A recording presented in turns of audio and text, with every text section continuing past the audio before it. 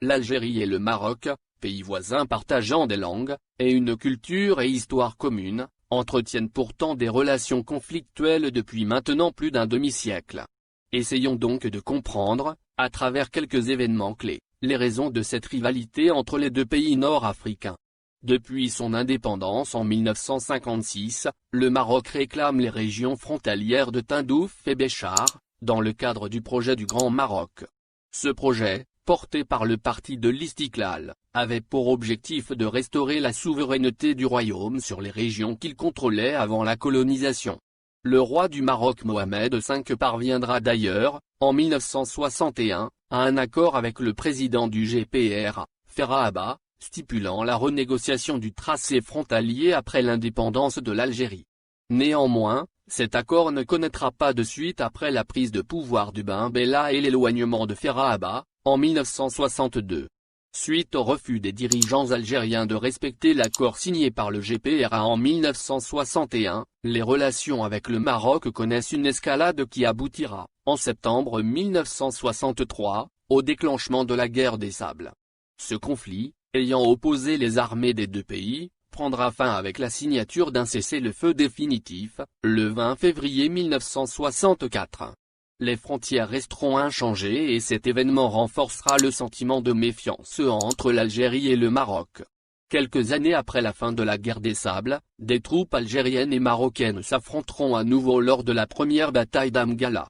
Cette bataille a eu lieu du 27 au 29 janvier 1976 dans l'oasis d'Amgala, au Sahara occidental, territoire que le Maroc occupe depuis 1975.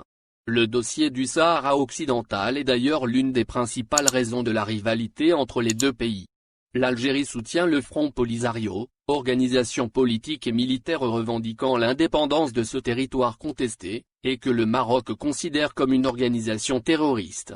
Le Royaume du Maroc considère également son voisin de l'Est comme partie prenante de ce conflit et exige sa présence comme préalable à toute négociation, en vue de régler définitivement ce dossier.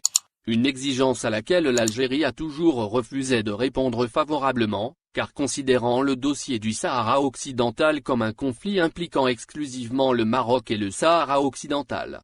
En sus des soucis frontaliers du dossier du Sahara occidental, un autre événement a contribué à ternir les relations entre les deux pays. En 1994, le Maroc est touché par un attentat terroriste dans un hôtel de la ville touristique de Marrakech. Les autorités marocaines, accusant les services secrets de leurs voisins d'être impliqués dans cet attentat, décident du renvoi de tous les ressortissants algériens sans carte de séjour du territoire du royaume. L'Algérie réplique par la fermeture des frontières terrestres et les deux pays s'imposent des visas d'entrée sur leur territoire respectif.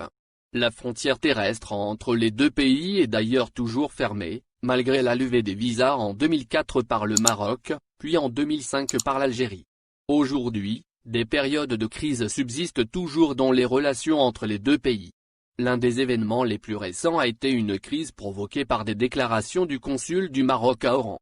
Le diplomate avait qualifié l'Algérie de pays ennemi lors d'une rencontre avec des ressortissants marocains.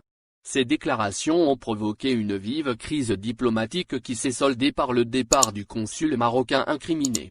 Plus récemment, le président Abdelmadjid Tebboune est revenu sur le sujet lors d'une interview avec la chaîne France 24. L'Algérie n'a aucun problème avec les Marocains, mais il semble que ce sont les frères marocains qui ont un problème avec nous, avait-il déclaré. Alors l'Algérie et le Maroc ont-ils commencé à emprunter la voie de l'apaisement? Ou ne s'agit-il que d'une accalmie passagère dans le conflit qui les oppose depuis plus d'un demi-siècle?